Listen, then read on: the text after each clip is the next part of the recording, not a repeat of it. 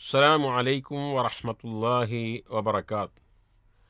അൽഹംദുലില്ലാഹ് അസ്സലാത്തു വസ്സലാമുൽ അതമ്മാനിൽ അക്മലാനി അലാ ഹബീബിനാ വറസൂലിനാ വഖുദ്വത്തിനാ വഖുർറത്തി അഅ്യുനിനാ മുഹമ്മദിൻ വഅലാ ആലിഹി വസഹ്ബിഹി വസല്ലമ തസ്ലീമൻ കസീറാ. റബ്ബി ഇശ്റഹ് ലി സദ്രി വയസ്സിർ ലി അംരി വഹ്ലുൽ ഉഖ്ദതം മിൻ ലിസാനി യഫ്ഖഹു ഖൗലി. അല്ലാഹുമ്മ റബ്ബി സിദ്നാ ഇൽമൻ നാഫിഅ. പ്രിയ ശ്രോതാക്കളെ, പരിശുദ്ധവും പരിപാവനവുമായ ഹജ്ജ് കർമ്മം സാമ്പത്തിക ശാരീരിക കഴിവുകളുള്ള ആളുകൾക്ക് നിർബന്ധമായി ജീവിതത്തിൽ ഒരു തവണ ചെയ്യേണ്ട ആരാധനാ കർമ്മം. ഈ ഒരു മനാസിക്കിൻ്റെ ലക്ഷ്യത്തെ സംബന്ധിച്ചാണ് കഴിഞ്ഞ എപ്പിസോഡിൽ ചില കാര്യങ്ങൾ ഉണർത്തിയത്. ലോകത്തിൻ്റെ വിവിധ മുക്കുമൂലകളിൽ നിന്നും അള്ളാഹുവിൻ്റെ ഭവനമാവുന്ന കഅബാലയത്തിലേക്ക് അള്ളാഹു അവൻ്റെ അതിഥികളെ പ്രത്യേകമായി ക്ഷണിച്ച് വരുത്തി അവർക്ക് തൽബിയത്തിലൂടെ പഠിപ്പിക്കുന്നത്, അറഫയിൽ ഒരുമിച്ച് കൂടിയപ്പോൾ അറഫ സംഗമത്തിലൂടെ അവരെ പഠിപ്പിക്കുന്നത്, ഈ പ്രപഞ്ചത്തിൻ്റെ സൃഷ്ടാവ് റബ്ബായിരിക്കെ അവനെ മാത്രമേ ആരാധിക്കാവൂ എന്നും മനുഷ്യൻ്റെ മനസ്സിൻ്റെ മന്ത്രങ്ങൾ അറിയുന്ന ലോകങ്ങളുടെ രക്ഷിതാവിനോട് മാത്രമേ പ്രാർത്ഥിക്കുവാൻ പാടുള്ളൂ എന്നും, അറഫയിൽ സംഗമിച്ച ശേഷം ദുൽഹജ്ജ് 10 ബലിയുറക്കാൻ തുടങ്ങിയത് മുതൽ അവരോടൊപ്പം ലോകത്തിൻ്റെ വിവിധ ഭാഗങ്ങളിൽ പെരുന്നാളിനോടനുബന്ധിച്ച് മനുഷ്യർ ഉദ്ഹിയ്യത്ത് അറുക്കാൻ തുടങ്ങിയത് മുതൽ ഈ വലിയ ശ്രേഷ്ഠമായ ബലി ആരാധന റബ്ബിന് മാത്രം സമർപ്പിച്ചതുപോലെ അള്ളാഹുവിന് മാത്രമേ നിങ്ങൾ അറവ് സമർപ്പിക്കുവാൻ പാടുള്ളൂ, അവരിൽ മാത്രമേ തവക്കുലാക്കുവാൻ പാടുള്ളൂ എന്നീ തൗഹീദിൻ്റെ പാഠങ്ങളാണ്. അപ്രകാരം തന്നെ ഹജ്ജ് വിളിച്ചോതുന്ന വലിയ ഒരു ലക്ഷ്യം മരണാനന്തര ജീവിതമാണ്. അറഫയിൽ ആരാണ് സംഗമിച്ചത്? ഒരൊറ്റ നാട്ടുകാരല്ല, ഒരൊറ്റ ഭാഷ സംസാരിക്കുന്നവരല്ല, ഒരേ നിറത്തിലുള്ളവരല്ല, ഒരേ സാമ്പത്തിക അടിത്തറയിലുള്ളവരല്ല. കറുത്തവനുണ്ട്, വെളുത്തവനുണ്ട്. ആയിരക്കണക്കിന് ഭാഷയുടെ ആളുകളാണ് കഅബാലയത്തിനു ചുറ്റും തവാഫ് ചെയ്യുന്നത്. സാമ്പത്തിക വ്യത്യാസങ്ങളുള്ള പല തട്ടുകളുള്ള ആളുകളാണ് അറഫയിൽ ഒരുമിച്ച് കൂടിയത്. അറഫ സംഗമം ലക്ഷോപലക്ഷം ആളുകൾ, പുരുഷന്മാർ ഒരു തുണി ഉടുത്ത്, ഒരു തുണി മാത്രം ധരിച്ച് പുതച്ച്, എത്ര രാജാവായിരിക്കട്ടെ കോടീശ്വരനാകട്ടെ എല്ലാവർക്കും ഒരേ ഡ്രസ്സാണ്. അവർക്കെല്ലാവർക്കും ലഭിക്കുന്ന സുഖങ്ങൾ, സൗകര്യങ്ങൾ ഏകദേശം ഒരേപോലെയാണ്. മുസ്ദലിഫയിൽ ദുൽഹജ്ജ് 9 രാത്രിയിൽ രാപ്പാർത്തു. രാജാവും പ്രജയും കറുത്തവനും വെളുത്തവനും ഒക്കെ കിടക്കുന്നത് മുകളിൽ ആകാശം, താഴെ മരുഭൂമി പോലുള്ള മണ്ണിൽ കടന്ന് വേണമെങ്കിൽ ഒരു വിരിപ്പ് വിരിച്ച്. അതൊക്കെ നമ്മളെ ഓർമ്മപ്പെടുത്തുന്നത് മനുഷ്യൻ മരണാനന്തരം ഇസ്രാഫീലിൻ്റെ കാഹളത്തിലെ ഊത്തിന് ശേഷം മഹ്ശറയിൽ ഒരുമിച്ച് കൂടുന്ന സന്ദർഭമാണ്. ഹജ്ജിനെക്കുറിച്ച് വിശുദ്ധ ഖുർആൻ സൂറത്ത് അൽ ബഖറയിൽ പല ആയത്തുകളിലൂടെ വിവരിച്ചപ്പോൾ അതിൽ അവസാനമായി വന്ന ഹജ്ജിനെക്കുറിച്ച് വന്ന ആയത്ത് അവസാനിപ്പിക്കുന്നത് വത്തഖുല്ലാഹ് വഅലമു അന്നകും ഇലൈഹി തുഹ്ശറൂൻ എന്നാണ്. വത്തഖുല്ലാഹ്, ഹാജിമാരെ അള്ളാഹുവിനെ സൂക്ഷിക്കണേ. മക്ക കണ്ട ആളുകളാണ് നിങ്ങൾ, കഅബാലയം ദർശിച്ചവരാണ്, ലക്ഷോപലക്ഷം ആളുകളെ അറഫയിൽ കണ്ടവരാണ് നിങ്ങൾ, മിനായിൽ രാപ്പാർത്തവരാണ് നിങ്ങൾ, റബ്ബിൻ്റെ പ്രീതിക്ക് വേണ്ടി തലമുണ്ടനം ചെയ്ത ആളുകളാണ് നിങ്ങൾ, മുടി മുറിച്ചു കൊടുത്തവരാണ് നിങ്ങൾ. ഈ ഒരു സൂക്ഷ്മതാബോധം നിങ്ങൾക്ക് സദാസമയവും ഉണ്ടായിരിക്കണം. വത്തഖുല്ലാഹ് വഅലമു, ഒരു കാര്യം കൂടെ നിങ്ങൾ മനസ്സിലാക്കണം, അന്നകും ഇലൈഹി തുഹ്ശറൂൻ, നിങ്ങളെല്ലാവരും ആ ഒരു റബ്ബിലേക്ക് ഒരുമിച്ച് കൂട്ടപ്പെടുന്നവരാണ്. കഅബാലയത്തിലുള്ള ചുറ്റിലുമുള്ള തവാഫ് തിക്കിലും തിരക്കിലും ഒക്കെയായി ഒരു തവാഫ് കണ്ട നിങ്ങൾ, ലക്ഷക്കണക്കിന് ആളുകൾ ആ കുറഞ്ഞ സ്ഥലത്തു നിന്നും അള്ളാഹുവിൻ്റെ പ്രീതി ഉദ്ദേശിച്ചുകൊണ്ട് ഉദ്ദേശിച്ച് തവാഫ് ചെയ്ത് നിങ്ങൾ കണ്ടുവെങ്കിൽ, മിനായിൽ പരന്ന ആ പ്രദേശത്ത് വിവിധ ടെൻറ്റുകളിലായി ലക്ഷോപലക്ഷം ആളുകൾ 2-3 ദിവസങ്ങൾ കഴിച്ചുകൂട്ടിയത് കണ്ടു എങ്കിൽ, അറഫയിൽ ഏറ്റ വ്യത്യാസങ്ങളില്ലാതെ കരഞ്ഞ് ദുഅർന്ന ആളുകളെ ദർശിച്ച ആളുകൾ എന്നുള്ള നിലക്ക് വഅന്നകും ഇലൈഹി തുഹ്ശറൂൻ, അറഫയിൽ അല്ലാഹ് അവരെ ഒരുമിച്ച് കൂട്ടിയതുപോലെ നാളെ പരലോകത്ത് മഹ്ശറയിലും നിങ്ങൾ ഒരുമിച്ച് കൂട്ടും എന്ന യാഥാർത്ഥ്യം നിങ്ങൾ മനസ്സിലാക്കണം. അതുകൊണ്ട് വത്തഖുല്ലാ, അള്ളാഹുവിനെ സൂക്ഷിക്കണേ എന്നാണ്.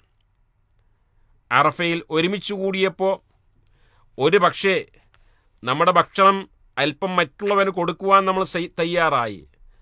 അവിടെ ഇരിക്കാൻ സ്ഥലമില്ലാതിരുന്നപ്പോൾ മറ്റുള്ള ആളുകൾക്ക് ഇരിക്കുവാൻ അല്പം സ്ഥലം കൊടുക്കുവാൻ തയ്യാറായി. പക്ഷേ പരലോകത്ത് മനുഷ്യരെ ഹുഫാത്തൻ ഉറാത്തൻ ഉർല, ചേരാകർമ്മം ചെയ്യപ്പെടാത്തവരായി, വിവസ്ത്രരായി, നഗ്നപാതരായി ഒരുമിച്ച് കൂട്ടുമ്പോൾ അവിടെ ഒരാളും മറ്റൊരാൾക്കും ഒരു സഹായവും ചെയ്തു കൊടുക്കില്ല.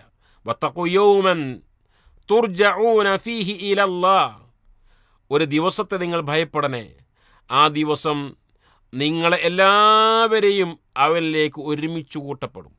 വലാ നുഗാദിർ മിൻകും അഹദ, ഒരാൾക്കും എവിടെയെങ്കിലും ഒന്ന് ഓടി ഒളിക്കുവാനും രക്ഷപ്പെടുവാനും റബ്ബിൻ്റെ പിടുത്തത്തിൽ നിന്നും കരകയറുവാനും സാധ്യമേ അല്ല. തുർജഊന ഫീഹി ഇലല്ലാഹ്, അള്ളാഹുവിലേക്ക് മടക്കപ്പെടുന്നൊരു ദിവസമാണ്. ലാ യജ്സി വാലിദുൻ അൻ വലദിഹി വലാ മൗലൂദുൻ അൻ വാലിദിഹി ഷൈഅ, വാപ്പ മക്കൾക്കോ മക്കൾ വാപ്പാക്കോ ഒരു ഉപകാരവും ചെയ്തു കൊടുക്കാൻ സാധ്യമല്ലാത്ത, യൗമ യഫിറുൽ മർഉ മിൻ അഖീ, കൂടെ കളിച്ചു വളർന്ന ഒരേ പാത്രത്തിൽ ഭക്ഷണം കഴിച്ച തൻ്റെ സഹോദരൻ, ആ സഹോദരൻ ഓടിയൊളിക്കുന്ന, ഭാര്യയിൽ നിന്നും ഉമ്മയിൽ നിന്നും കുടുംബത്തിൽ നിന്നും ഒക്കെ ഓടി രക്ഷപ്പെടുന്ന അവൻ, ലികുല്ലിംബ്രിഇം മിൻഹും യൗമഇദിൻ ശഅ്നു യുഗ്നി, ഓരോരുത്തർക്കും അവനവന് തന്നെ മതിയായത് ഉണ്ട്, അവനവൻ്റെ കാര്യം തന്നെ നോക്കാൻ സാധ്യമല്ലാത്ത ഒരു ദിവസം വരാനുണ്ട് എന്ന് അറഫ കണ്ട ഹാജിയാർക്ക് മനസ്സിലാകണമെന്ന്. യൗമഇദിൻ യസ്തുറുന്നാസു അഷ്താതൻ ലിയുറൗ അഅമാലഹും, ഈയാം പാറ്റകളെപ്പോലെ ഖബറുകളിൽ നിന്ന് പൊടിഞ്ഞു വന്ന് അവനവൻ ചെയ്തു പോയ അമലുകൾ കാണുവാൻ വേണ്ടി മഹ്ശറയിൽ ഒരുമിച്ച് കൂടുന്ന രംഗം ഹാജിമാരെ ഉണ്ട്. വത്തഖുല്ലാ, നിങ്ങൾ അള്ളാഹുവിനെ സൂക്ഷിക്കണേ എന്ന്.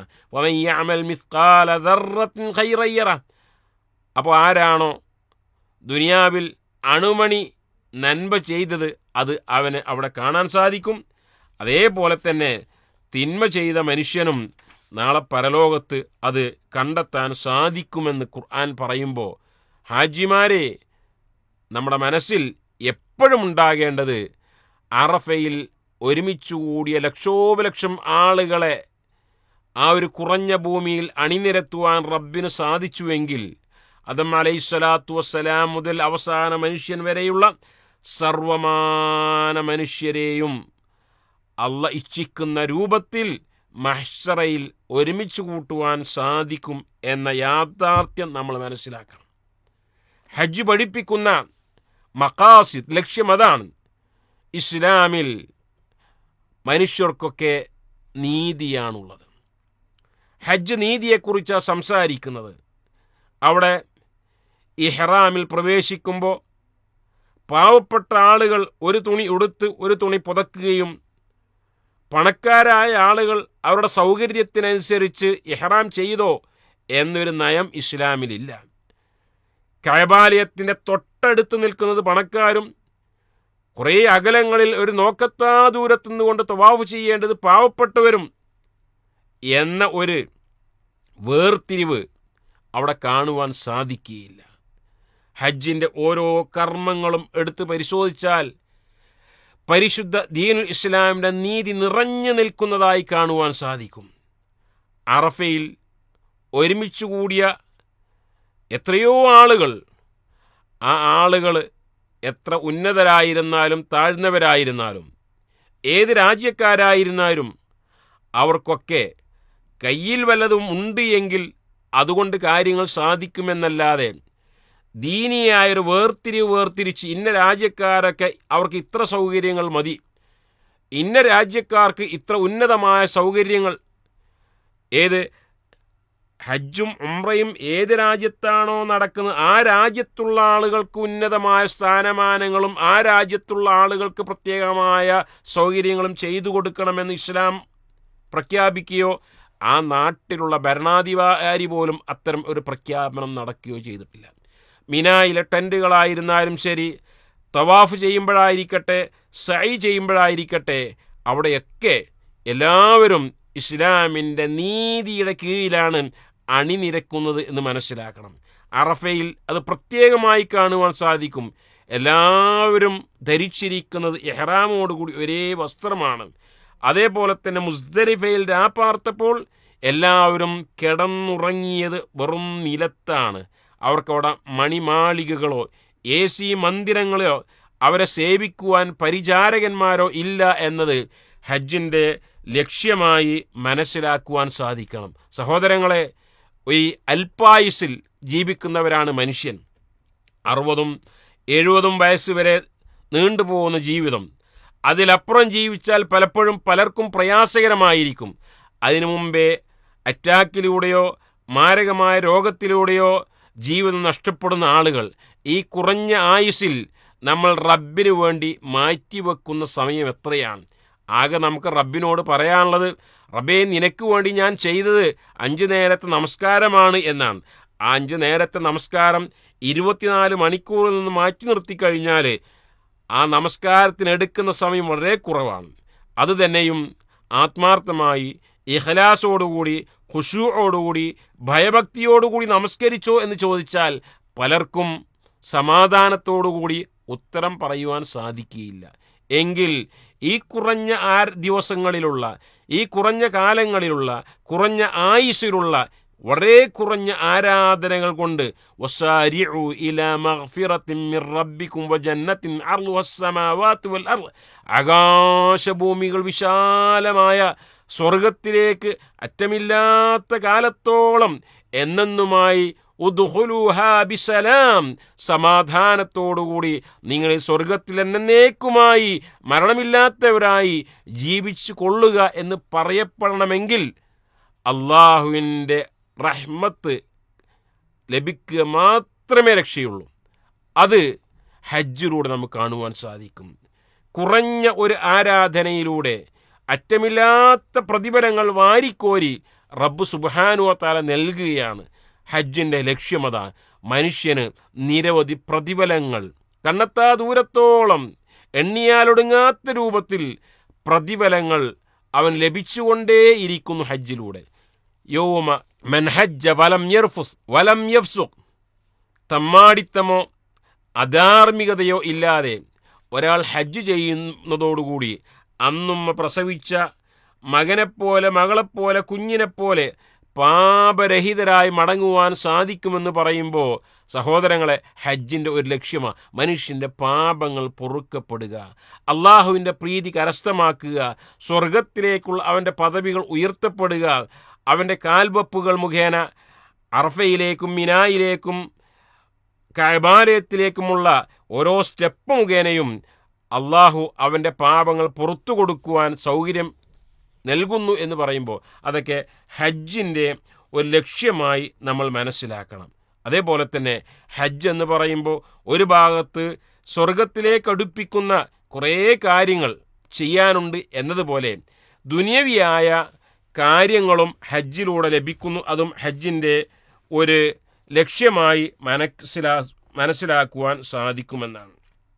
ഖുർആൻ പറഞ്ഞു, ഹജ്ജിനെക്കുറിച്ചുള്ള ആയത്തുകളിൽ ഫലൈസ അലൈക്കും ജുനാഹൻ അൻ തബ്തഗു ഫദ്ലൻ മിർ റബ്ബിക്കും, ഹജ്ജ് കർമ്മങ്ങൾ ചെയ്യുന്ന ആളുകൾക്ക്, പഴയകാലത്ത് അറബികളുടെ ചന്തകൾ നടന്നിരുന്നത്, ഉക്കാലയും മജന്നയും ദുൽമജന്നയും പോലുള്ള ചന്തകൾ പലതും നടന്നിരുന്നത് മിനായിലും പരിസര പ്രദേശങ്ങളിലുമൊക്കെ ഹജ്ജിൻ്റെ സീസണുകളിലാണ്. ഹജ്ജിന് ഒരുങ്ങിപ്പുറപ്പെട്ട ഒരാളെ സംബന്ധിച്ചിടത്തോളം അത്തരം വ്യാപാരങ്ങളിലും വ്യവഹാരങ്ങളിലും കച്ചവടങ്ങളിലും ഒക്കെ ഏർപ്പെടുന്നത് കടുത്ത ഒരു നിഷിദ്ധമായി ഇസ്ലാം എണ്ണിയിട്ടില്ല. എന്ന് മാത്രമല്ല, ഹാജിമാരെ, നിങ്ങളുടെ മെയിൻ ലക്ഷ്യം, നിങ്ങളുടെ കാര്യമായ നിങ്ങളുടെ ലക്ഷ്യം ഹജ്ജിലൂടെ പരലോകമാണ്. എന്നാൽ ഫലൈസ അലൈക്കും ജുനാഹുൻ, നിങ്ങൾക്ക് കുഴപ്പമൊന്നുമില്ല, തെറ്റല്ല നിങ്ങൾക്ക്. അംതബ്തൗ ഫദ്ലൻ മിർ റബ്ബിക്കും, അള്ളാഹുവിൽ നിന്നുള്ള ഔദാര്യങ്ങൾ, അവൻ്റെ ഫദ്ലുകൾ തേടുന്നതിന് കുഴപ്പമില്ല എന്ന് വിശുദ്ധ ഖുർആൻ ആയത്തിറങ്ങിയത് ആ ഒരു കാരണത്താലാണ്. അപ്പോൾ ഹജ്ജിന് പോകുമ്പോൾ ഒരു കച്ചവടം അത് മുഖേന നടത്തണം എന്നൊരാൾ ആഗ്രഹം വെച്ചാൽ അറഫയിലും മുസ്ദലിഫയിലും മിനായിലുമൊക്കെ ആരാധനകൾ കഴിഞ്ഞുകൂടണം.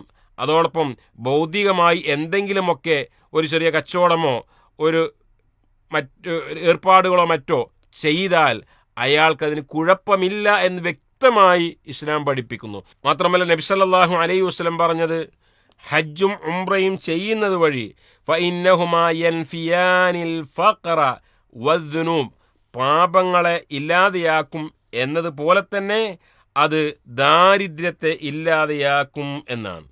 അപ്പോൾ ഇങ്ങനെയുള്ള ചില ഭൗതികമായ കാര്യങ്ങളും അവൻ്റെ ഹജ്ജ് കൊണ്ട് ഉംറ കൊണ്ട് താൽക്കാലികമായി ഉദ്ദേശിക്കുന്നുവെങ്കിൽ മെയിൻ ലക്ഷ്യം മാറാതെയാണ് ഇത്തരത്തിലുള്ള ഏർപ്പാടുകളിൽ ഒരാൾ ഉൾപ്പെടുന്നത് എങ്കിൽ അതിന് കുഴപ്പമില്ല എന്ന് തന്നെയാണ് ഇസ്ലാമിന് ആ വിഷയമായി പഠിപ്പിക്കുവാനുള്ളത്. സഹോദരങ്ങളെ, ഹജ്ജ് പഠിപ്പിക്കുന്നത് അള്ളാഹുവിനെക്കുറിച്ചുള്ള ഓർമ്മയാണ്. നമസ്കാരത്തിൽ പലതവണ അല്ലാഹു അക്ബർ, അല്ലാഹു അക്ബർ, അള്ളാഹുവാണ് ഏറ്റവും വലിയവൻ എന്ന് പ്രഖ്യാപിക്കുന്നത് പോലെ എല്ലാ അനുഗ്രഹങ്ങളുടെയും ദാതാവായ അല്ലാഹു സുബ്ഹാനഹു വ തആലയുടെ തഅളീം, ജലാലത്ത്, ഖുദ്റത്ത് അത് ഇടയ്ക്കിടെ ഓർമ്മപ്പെടുത്തുന്നത് ഹജ്ജിലൂടെയാണ്. അത് തെൽബിയത്തിൽ കാണുവാൻ സാധിക്കും. അറഫയിൽ ഒരുമിച്ച് കൂടിയപ്പോൾ അവിടെയുള്ള ദുആയിൽ കാണുവാൻ സാധിക്കും. അവിടെയൊക്കെ തന്നെയും അള്ളാഹുവിനെ ഉച്ചൈസ്തരം ഉദ്ഘോഷിക്കുന്ന, മഹത്വപ്പെടുന്ന, അവനെ തസ്ബീഹ് ചെയ്യുന്ന, അവന് തഅളീം നടത്തുന്ന ദിക്റുകളും ദുആകളും നാം ചെയ്തുകൊണ്ടേയിരിക്കുന്നു. ഈ രൂപത്തിൽ ഒട്ടനവധി ലക്ഷ്യങ്ങളാണ് ഹജ്ജിലൂടെ അല്ലാഹു സുബ്ഹാനഹു വ തആല ഒരു വിശ്വാസിയിൽ ഉണ്ടാക്കി തീർക്കുന്നത്. ഈ ലക്ഷ്യങ്ങൾ മനസ്സിലാക്കിക്കൊണ്ടായിരിക്കണം ഒരാൾ ഹജ്ജിനും ഉംറയ്ക്കും വേണ്ടി പുറപ്പെടുന്നത്. ലക്ഷ്യങ്ങൾ സാക്ഷാത്കരിക്കുവാൻ കഴിയണം. അള്ളാഹുവിൻ്റെ തൗഫീഖ് ഉണ്ടായിരിക്കണം. അടിസ്ഥാനപരമായി തൗഹീദിൽ അടിയുറച്ചു നിന്നുകൊണ്ടുള്ള ഒരു ഹജ്ജ് ആയിരിക്കണം നാം ചെയ്യേണ്ടത്. അള്ളാഹു അതിന് തൗഫീഖ് പ്രദാനം ചെയ്യുമാറാകട്ടെ. ആദാ വസല്ലല്ലാഹു അലാ നബീന മുഹമ്മദ് വഅലാ ആലിഹി വസഹ്ബിഹി അജ്മഈൻ. വാഖിറു ദഅവാന അൽഹംദുലില്ലാഹി റബ്ബിൽ ആലമീൻ. അസ്സലാമു അലൈക്കും വറഹ്മത്തുള്ളാഹി വബറകാതുഹു.